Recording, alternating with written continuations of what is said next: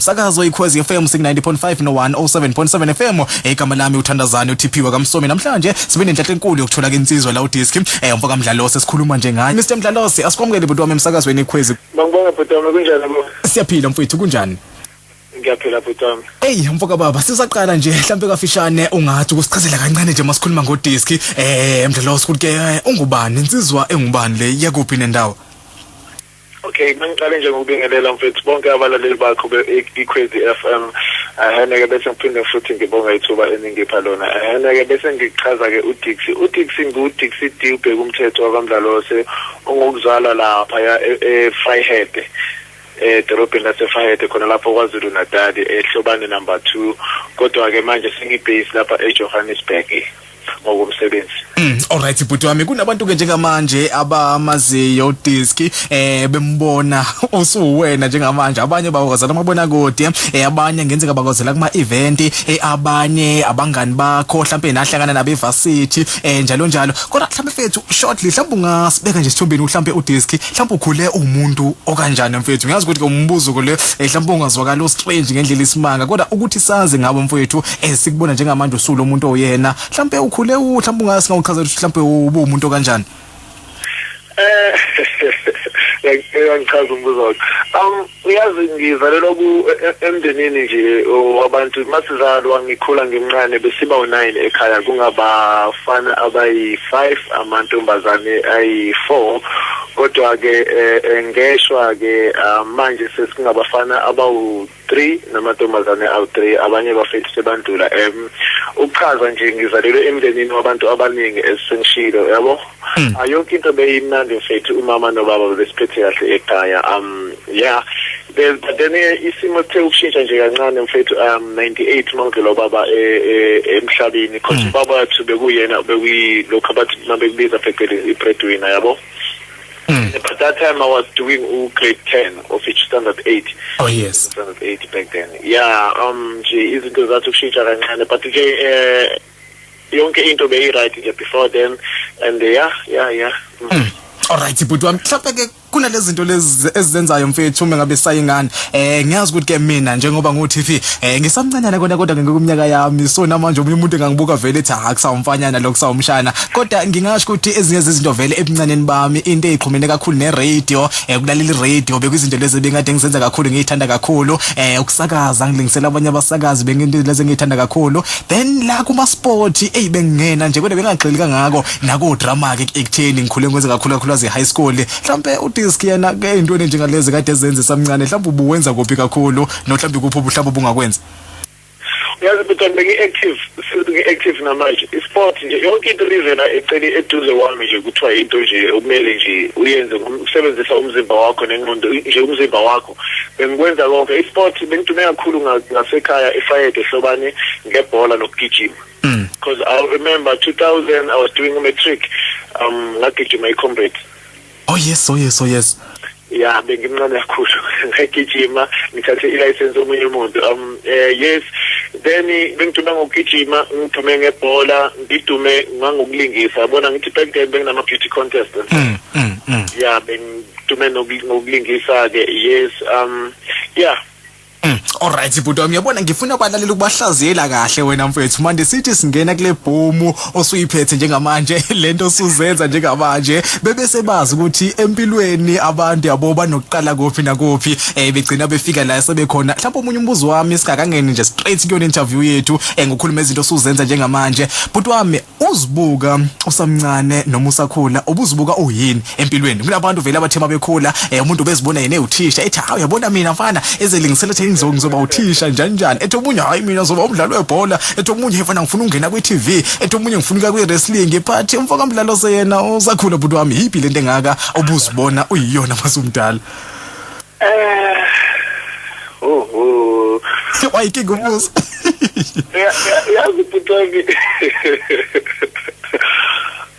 ngizama ukucabanga or ngizama ukusiphumbuza ngoba bengisho ukuthi bengi-active kakhulu bhola nje yonke into mfethu bengenza kodwa ngithe mase ngenza standard 8 98 before baba meshone ilapho umqondo wami ubuye kahle usugxilile kimi yabo because esikoleni bengenza a commercial subject engitshente yazini ngizoya esikoleni ngiqede mangiya e-university after grade 12 ngizokwenza ECA. Okay ke ngachubeka nama commercial subject nginqondo ukuthi ngizoba iCA. Khubula ngithe kuwe mina bengilingisa angithi. Yeah. Ngenza lokho ama beauty contest. Imodela futhi angithi. Ngithe mangibona ngabona ngathi mangigibela e-stage ngenzani uyabona ngathi abantu bahlanya kakhulu yabo. Bakuthanda yes. And ngathi mina yazini I think if ngiyafeyila kulokho kuba iCA. Ukuya esikoleni ngiyofundela uba iCA. Ngizocela kumkhakha uba imodel ngizokufundela. And so doing that ngase ngizama ukuguglisha kakhulu ngifuna ngenze research ngifuna ukwazi ngendaba zokumodela professional kwenzakalani. Bese bekusadume umunye ubhuti babembiza Sempororo Mr South Africa. So ngagugula ngathola yena ngazama ukuthola information so ngabukela kuye ngibele ngimlandela la yena ke. So my plan B bekuthi ngizokwenza imodeling. If ngakhona ukuthi ngenzeni ngiye ku-university ngiyokwenza ECA kanti ngempela kuzokwenzakala lokho ukuthi nje ngo-October kushone ubaba wami ebengishilo ukuthi he was a breadwinner. So kwenzakala-ke vele angisakhona ukuya e-university mangiqeda umatric so sekumele ngibe ne-plan B. So ngawuqeda umatric 2000 then I remember it was bephela November or something. Bengibhala ilast paper yami ngayibhala mangenza umatric second paper yami I still remember. Ngema ngicede mangiyombhala ekseni ngivuka ngathatha amabhruku i2 ngawafaka ku i-bag yami ngafaka nelokhuzana nama t-shirt i2 then ngahamba ngayobhala inhloso yami ukuthi mangiqeda ukubhala ngizobuya straight ngize eJoburg. And eJoburg lapho ngiza khona angazi umuntu cabanga eJoburg it's a big city angazi umuntu ngizobe ngiqala ukufika eJoburg. So nangempela ngihamba ngayobhala mangiqeda ngafika ngathatha ibag yami umama wami nabanye abafethu abobhutala nabosisi wami bengazi and imali yokuza eJoburg ngangithole ngidlale amadayisi ngadlala amadayisi ngayizolo because isimo besingforced ngadlala amadayisi ngetloso ukuthi ngikolekela imali yokugibela okay right ngayithola. I still remember back then ukusuka eFrahead to eJoburg it was 75 rand. Ngayike ngagibela ngezeJoburg knowing nobody the whole December 2000 being street kid eJoburg ngidlala Park Station. Sure. Until ke ngo-2001 ke-5 January ke ngahlanganisa ke akwahlanganeka ngaba right. From then I never angaze ngiphinde ngibukele emuva because I still remember March is it March issue yokuqala kwi-BGMA yangalo nyaka leyo it was March. Ngaba i-contestants khona ekhaya lapho abakhona khona ukungibona ke bezwa ngomakhelwane. I-TV besengekho ngaleso sikhathi kodwa ngithoba bami was a breadwinner shothi bese sidayisa bese nje banjiswa ngazo zonke izinto esingathi sithole imali sikhona ukuthola kuya ngasethunjini. So bezwa ngomakhelwane ukuthi ayibona ngumfana sizelahle kuDecember wonke nangisibona ku TV. Wow budwami wow yazi story sakho cha siyangimotivate kwamina mfethu uqobo ngethemba nabalaleli besemakhaya mfethu bayamotivateka bayakheka mfethu bebona nje lensizwa le njengoba sebeyazi njengamanje isolo umuntu owaziwayo cishe Africa yonkana cishe umhlaba wonke jikelele mfethu bayibona endaweni ehlukahlukene but sebebonile manje ukuthi isuka kuphi kodwa ke budwami asingeneke njengamanje 2016 baba July 29 uDisk njengamanje usewubani owenza ziphi izinto empilweni? Dix loyana nje sesenguye Dix loyemncane uDix Tube umthetho abamdlalo wasekulube manje ukuthi into enzakelile manje uNkulunkulu emuhle mfethu uyazi uNkulunkulu uyabathanda abantu abamthandayo. uNkulunkulu uyabathanda abantu abahlezi kuye abamthemba kahle sonke isikhathi uyabo esengishilo ukuthi December 2000 bengumntana ungifika ama street kid eJoburg January 2001 nge5 ngize eJoburg ngazi ukuthi ngifuna ini number 1 then number 2 ngikhule elekhaya elikhonza uNkulunkulu angaze ngimluze uNkulunkulu umama wami ubefundisa ukuthi mawuvuka kumele uthandaze benogogwami kumele uthandaze emini bebade uthandaze bonke uNkulunkulu usagcinile ebusuku before kumele uthandaze. So into bengiyenza ngeseJoburg ukuthi ngithandaze nje looking forward to my dreams wami. So yeah, kwenzakala ama-miracles kaNkulunkulu. Right now uDixie wakamdlalo abantu abaningi abamazi ku-SABC1 njengomethuli wesimo sezulu. Then apart that uDixie ungumculi we-reggae. Apart that uDixie owner ikhampani abayibiza Moonshine Hospitality Staffing Services. Ikhampani le kulo nyaka celebrate 6 years ngayivula 2010 every 2010 January 30th. Wow. So yenza unyaka. So leyo company leyo ngiyenga enlarge 2013 ngayenza ngoba Moonshine Music Production. Aphinde ngayenza futhi aba Moonshine Modeling Agent. Wow. So, yeah. Alright bhuti wami ake siqhileke kancane mhlambe sithi ukungena kakhulukazi kule ye company yakho ezosho ukuthi kulonyaka ne celebrate 6 years mhlambe ezudisk mfethu ekade umuntu obuwenza lezi zinto zenzayo mhlambe ke leyo ungena ke njengamanje uzibona usudix uqala ibusiness uqala icompany yona mhlambe iyakufikela kanjani? Ngiyacabanga lento lengifunde khona ekhaya kubaba wami yabo. Cause ibusiness bekhinde sekhaya nje kuye yabo. Bese esikoleni besihamba emaplazini yabo khona ngale fayet. Cause sabaleka komonto sibalekiswa indaba yezimpi leziya zombango walezo izinto. Sihamba babamsaya emaplazini ke. Bebenokusphathisa amaswiti umama mebhaka amakhekhe yabo. Sambe sodayisa esikoleni. Oh yes. So lelathando nje bengibele nginalo yabo. Yanti bihlalise emqondweni. Yabothi nokuthi noma unikwe ihlanu 50 cent 5 popo bebiza 5 popo back then. Wazi ukuthi bakunikele iviki lonke. Kumele ukhona ukusave ukuze uzokulasta iviki lonke. If wena nje usebenzisile shothi uzozibona yabo. So nami ke ngale 5 popo bengikhona ukuthi ngistock amaswiti ngikhona ukudayisa ukuze lo 5 popo bemo, right? Yeah. So yeah, baqhubeka naletothi mangifike eJoburg ke kwenzakalile ngamita abantu kwabanjeyana ngangena komunye ubhuti wangasekhaya eNewcastle. Ubenza the very same thing enza hospitality. Officially Moonshine yami it's enza ama-event, host ama-events nama-functions. Yeah, ngangena kwi-company yalobhuti as a waiter. No, it was before waiter bengiskaralist umuntu ogeza izitsha ngemuva ekitchen. Sure, yeah. Company yakhe benza the same thing. Yabo.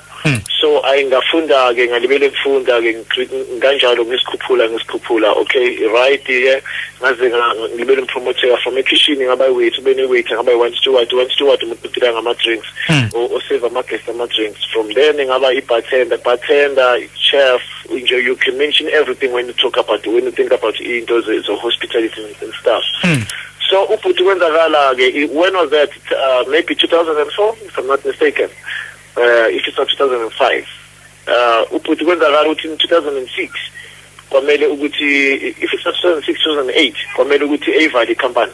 Ivala mina sengikwenye icompany shothi sengize ngaba like kakhulu abonthi no yazi usukho ama qualifications wakho more asakhona uafford kanjani ukuthi uhambe uzamuya kwamanye ama company azokhona ukuholela kanconywana ubhuti lo okay enhlanganise namanye ama company okay kube right. So angibheka ngemuva ngathola uthando ke layo lento le hospitality right. Only to find out that hospitality industry uzokhumbula ukuthi ngithe mina bengithanda into zokulingisa nani yabo. So hospitality industry I found ukuthi mina myself as a person ngithanda ukuba entertainer. Yeah. It has to do entertainment ngiyayithanda. So ngithe mangifika kule industry mangifika nje ngithi nje ngifuna imali yabo ngizokhona ukwenzana ukuqhubeka nesikole because ngifikile eJoburg angifuna ukuthi ngihluphe umndeni wami yabo. Ngifuna ukuthi ngizihlanganisele ngizofunda le mina engifunayo because ngiye ngashintsha ngabona ukuthi into zobu-CA no that's not me. Ngalesa sikhathi yabo mina ngithanda kakhulu izinto zani ze-entertainment right. So bengifuna amasente ukuthi ngikhona ukusihlanganisela ngibe right.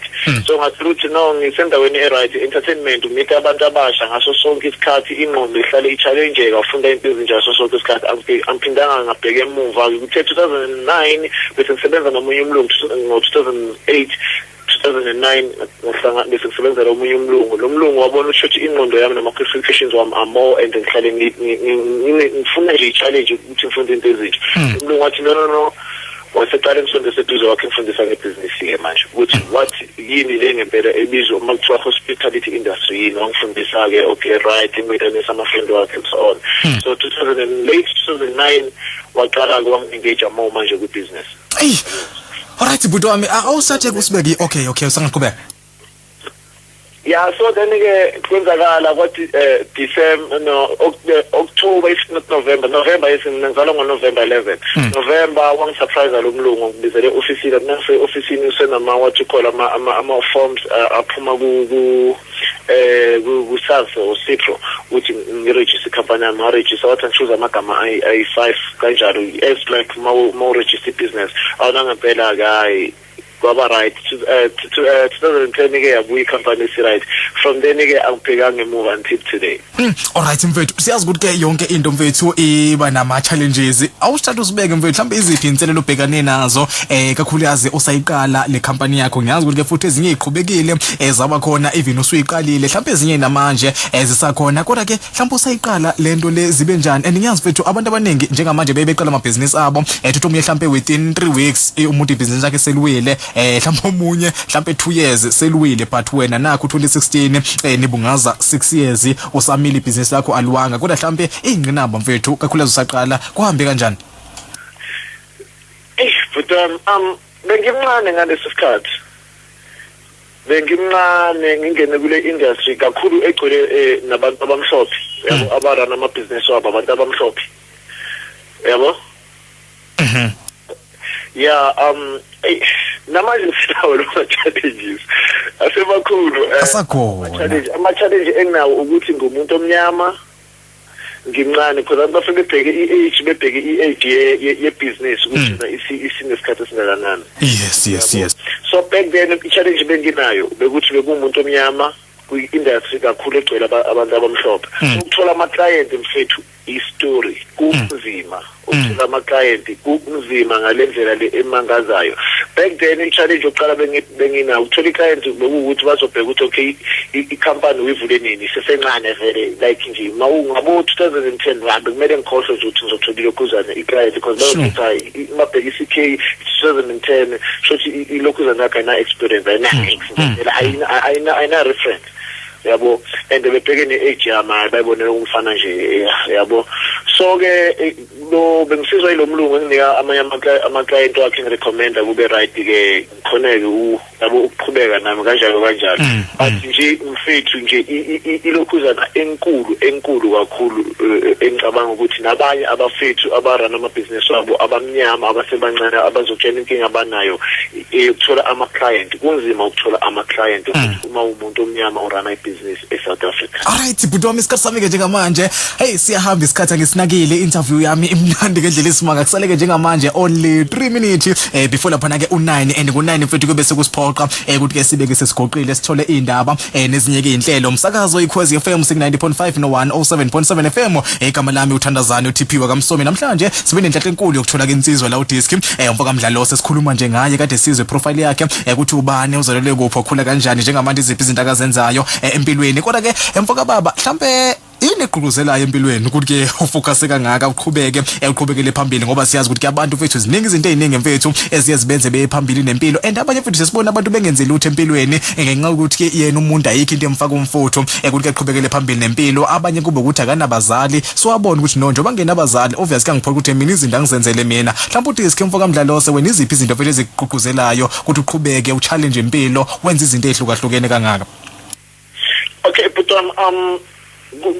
ukuphilela abantu mina uDix makaphila kasiphilele yena ngiphilela abantu sesikwasho nobaba wami I'll tell you one thing into yenzakala ukuthi number 3 from the last kubatana basekhaya ngoba bengitshenile ukuthi ubaba wami ubekahle ekhaya bese right he was a breadwinner so abantu abebeza ngaphambili abazi bebegcina ku standard 8 bonke abazi ukubona ukuqhubekela phambili nesikole yabo then ubaba wami bekuyilo muntu lethu bekakutshena amalokhuzana empilo ama-advantage ama-disadvantage esinqumo sithathayo bengakuphoqa ukuthi yenza befekutshena ama-advantage ama-disadvantage empilo kube kuthi aqhubeka wenzani so it happened ukuthi ekhaya kithi I was the first person ufika ku-matric. so uthe baba mayehamba kwabanzima ngalendlela le isimanga so mina ukuze ngisuke ngize eJoburg vele bese kunzima so ukuthi kumele ke ngize kube nomuntu ozokwenza something ukuchinja impilo yasekhaya so right now into engifostayo vele life ini ukuthi I'm a breadwinner ekhaya and not only ekhaya ngithema ngisuke eJoburg ngathola abantu abaningi so iMoonshine is not i-company kadix i-company yomphakathi wow mfethu senginalo mndeni lo oyisimanga ngokuthi nje mangilele mfethu ngiyabona ukuthi yazini mangathiwa anything yenzakala ngeMoonshine maningi abantu abazolamba la engikhona kwi-environment la I mean indawo engiphila kuyo eJoburg how much more masengiphindela ekhaya so uDixie mina mangimdefine uDixie akusuye uDixie wakwamdlalose kodwa uDixie weNingizimu Afrika ngiphilela abantu bhuti wami alright bhuti wami isikhathi sami asangivumele indlela esimanga mfethu uDisk siyakubona mfethu kumabona kude weather siyakubona emculweni uyacula siyabona njengamanje uphethe inkampani shortly mfethu mhlambe zikhona indlela abantu abangafisa ukuxhumana nawe ngazo abangazokuthola ngazo mhlawumbe ama-email ngenzeka abafuna ukubuza njalo njalo abafisa mhlawumbe ukuncoma mhlawumbe ukuthi uyabagqugquzela impilo njalo njalo noma mhlawumbe umculo wensizwe singawuthola kuphi noma mhlawumbe sidinga iservice kwi-company yakho mhlawumbe siorganize umcimbi njalo njalo singaxhuma kanjani Okay, Mr. TK, asenze kanje siqale ngama details the company. Abantu abaye ku website ye-Moonshine Hospitality Staffing Services. Abathi www.moonshine-hospitalitystaffingservices.co.za.